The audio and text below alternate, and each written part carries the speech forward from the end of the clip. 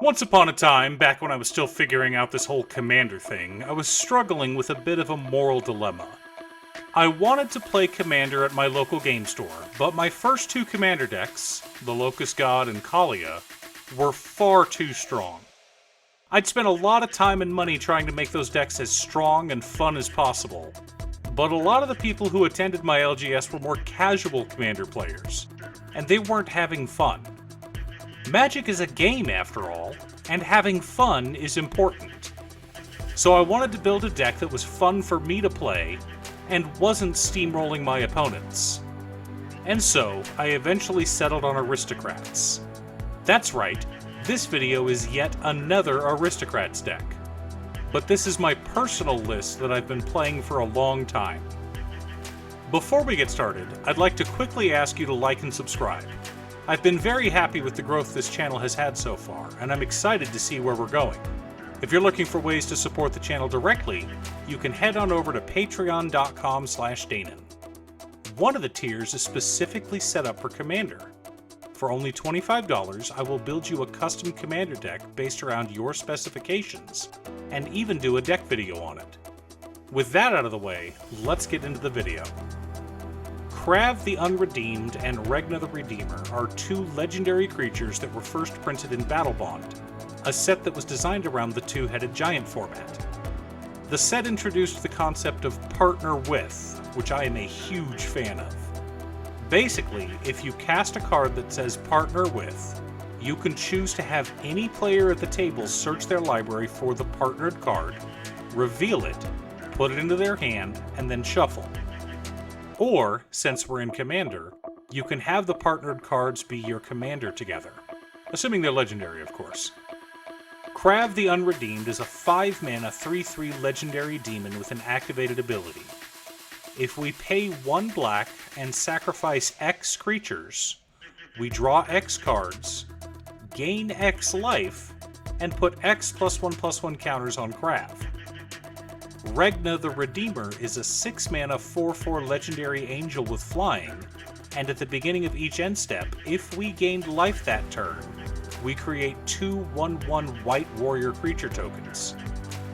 So how does this work in Commander? If we gained life on our turn from any source, at the beginning of our end step we create 2 1/1 warrior tokens. Then on the next player's upkeep, we can sacrifice both of them, gaining us 2 life, drawing us 2 cards, and putting 2 +1/+1 counters on Krav. Then at that player's end step, we create 2 more 1/1 warrior tokens. So in a single turn cycle, for the low cost of 4 black mana, we gained 8 life, drew 8 cards, and Krav went from a humble 3/3 to a menacing 11/11. So we have a token generator, a sack outlet, and card advantage in our command zone. What support pieces do we need? What sort of fun shenanigans can we get up to? Remember, I wanted to build this deck to be slow and methodical. This deck was built precisely because I already had 2 strong, oppressive decks that no one had fun playing against, unless I was at a high-powered table. So we need a bit of graveyard recursion to recover from board wipes, stacks pieces that are light and not backbreaking, plenty of Aristocrats, as well as some backup token generators and sacrifice outlets. But before we get into our deck, we should keep in mind our checklist. 50 mana sources, usually split between 37 lands and 13 pieces of ramp, 10 pieces of card advantage, 8 to 10 pieces of spot removal, 2 to 3 board wipes, 2 pieces of graveyard hate, and 1 sudden I win card. Life gain and Aristocrats go hand in hand, like peanut butter and jelly or islands and counterspells. So to help add to our life gain, we're running Authority of the Consuls, Blind Obedience, Veto, Thorn of the Dusk Rose, Kumbal, Consul of Allocation, Exquisite Blood, and Sanguine Bond. Yes, Exquisite Blood and Sanguine Bond is an infinite combo, but I only cast that combo when I have no other paths to victory. It's nice to have, but not necessary for a win.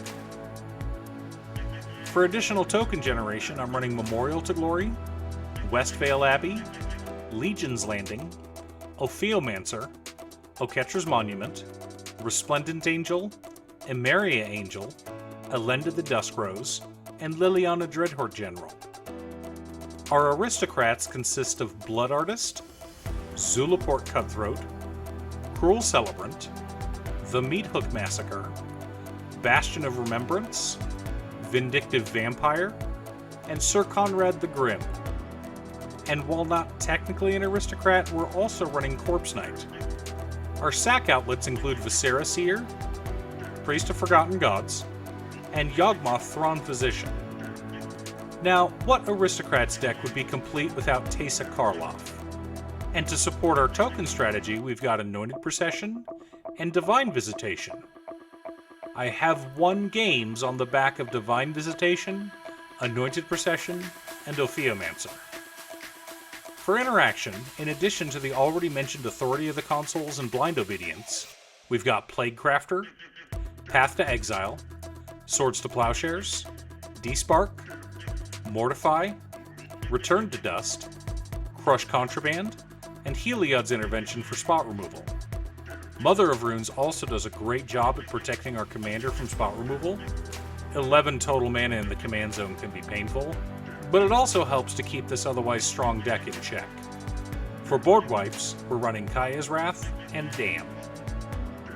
To churn through our deck, I'm running the already mentioned Liliana Dreadhorde General, as well as Sorin Vengeful Bloodlord for graveyard recursion. We don't attack too often in our deck, but I have been known to take out troublesome opponents with a very large Krav, or an army of angel tokens from Divine Intervention. So Sorin giving all of our creatures lifelink works well with our life gain payoffs. For additional graveyard recursion, we're running Memorial to Folly, Priest of Fell Rites, Brought Back, and Sun Titan. Mentor of the Meek, Mangara the Diplomat, and Greed help us draw even more cards, while Diabolic Tutor and Grim Tutor help us find answers in a pinch.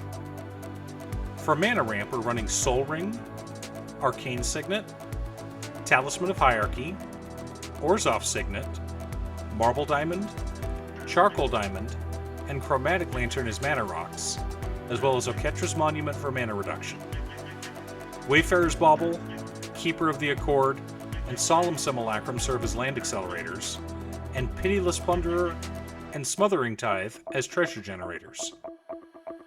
For lands, we're running the already mentioned Memorial to Folly, Memorial to Glory, and Westvale Abbey, as well as Command Tower, Exotic Orchard, Arid Mesa, Flooded Strand, Marsh Flats, and Polluted Delta as fetches, Bojuka Bog as graveyard hate, Myriad Landscape for additional ramp, Evolving Wilds for color fixing, Godless Shrine, Vault of Champions, Isolated Chapel, Concealed Courtyard, Silent Clearing, Temple of Silence, Reliquary Tower, 10 Plains, and 8 Swamps.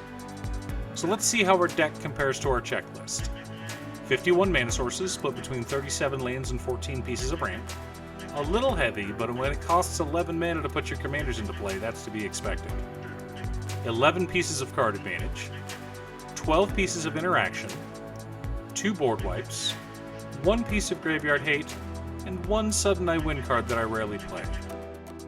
We do have the combo of Exquisite Blood in either Veto, Thorn of the Dusk Rose, or Sanguine Bond. But I don't like the win that way.